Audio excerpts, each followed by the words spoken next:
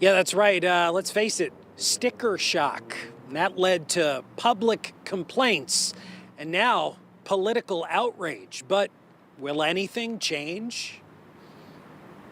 Call us into special session now.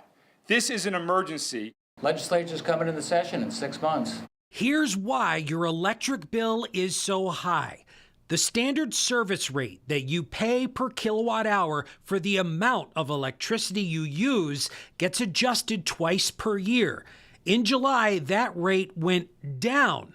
But the cost to generate that energy, which in Connecticut is 40% nuclear derived, has gone up due to a state contract signed years ago. I'm hopeful that by next May, this all resolves itself. It saved us a lot of money a couple of years ago. It's costing us money today. That accounts for about 80% of the increase to your bill. The other 20% comes from what's called a public benefits charge. Essentially, a series of fees tacked on to make the grid more reliable and green, but it also forces you to pay the electric bills of the people who couldn't pay during COVID. We wanted to protect the consumers in the state of Connecticut that could least afford it. That always has an impact, of course, on every other ratepayer. Think of it like going to dinner and making everyone in the restaurant pay for you. That's unacceptable. No one in that restaurant expected that. No one asked for that. No one had any input to that. They're just being told, you're buying. So now the pressing question, is anyone trying to help you? Republicans are saying, we told you so. We told the majority in the legislature that we had to do something then. Democrats are saying there's no money. We have a very tight budget right now. There's no surplus.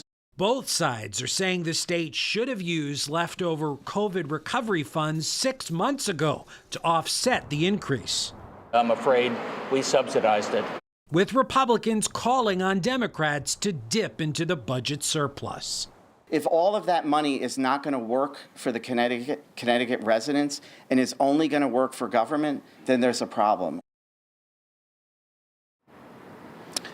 So how much money does state government need to ultimately find here to level out your bill?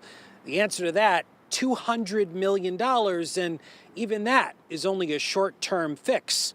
Longer-term fixes may include things like capping costs, restructuring PURA, and scrutinizing what are expected to be expensive offshore wind procurements. We're live outside the state capitol complex in Hartford. Matt Caron, Fox 61, Connecticut's news station.